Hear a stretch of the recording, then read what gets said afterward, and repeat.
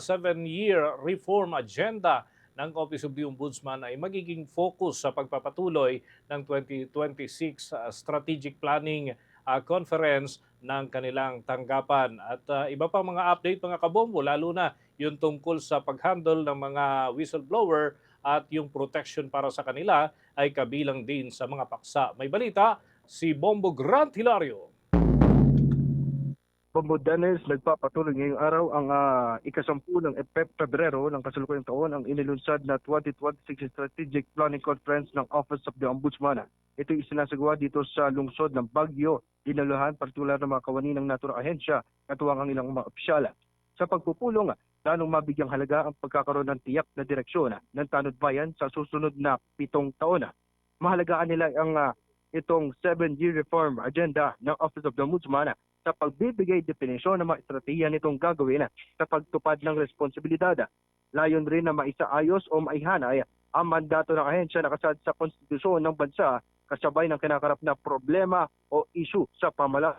Una nagsalita bilang resource speaker sa nabanggit na programa ay si Attorney Kirby Tibayan ng National Program Officer ng Anti-Corruption Program sa United Nations Office on Drugs and Crimes. Na mga kapanayamang naturang opisyal, amin na ditong marami pa rin dapat matugunan o mapunan lalo na sa mga estratehiyang isinasagawa sa pagsugpo ng korupsyon. Isa na anya rito ay ang pagbibigay proteksyon sa mga whistleblowers na dumudulog sa ahensya ng pamahalaan. Kung kaya, naniniwala siya dapat maisulong ang pagkakaroon ng National Whistleblower Act para mapanatili ang kaligtasan ng mga ito makatutulong sa mga kaso laban sa katiwalaan. Kaugnay niyan, ating pakinggan si Attorney Kirby Tibayan ng National Program Officer ng Anti-Corruption Program. First of all, marami na rin tayong talagang nagawa sa Philippines in enhancing yung anti-corruption efforts, one of which is the National Government Procurement Act, which is new. So maraming provisions doon that will help prevent yung corruption, especially in public procurement, which is very core dun sa flood control scandal. Pero meron pa rin gaps.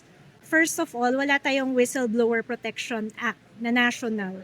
So yung mga whistleblowers natin, hindi natin sila maprotektahan, and usually, most ng information talaga na makakatulong para sugpuin yung corruption ay galing sa mga whistleblowers. Dagdag panayaya, nahihirapan din ang prosekusyon at mga investigador dahil sa implementasyon naman ng Bank Secrecy Act. Dahil daw kasi dito ay nagkakaroon ng hamon o obstacle maimbestigahan mga sangkot sa korupsyon. Hiling niya na kung maaari ay panibaguhin ito o miski luwagaan para hindi magsilbing limitasyon sa investigasyong isinasagawa. Muli si Attorney Kirby Tibayan. Pangalawa, marami rin mga hurdles or obstacles na fina-face yung mga investigators natin saka yung prosecutors tulad ng Bank Secrecy Act. Wala rin tayo nun. Tapos, meron tayo nun, which is very tight. So, kung pwedeng mas lalo yun paluwagin para to allow yung investigators natin saka yung prosecutors to investigate these crimes.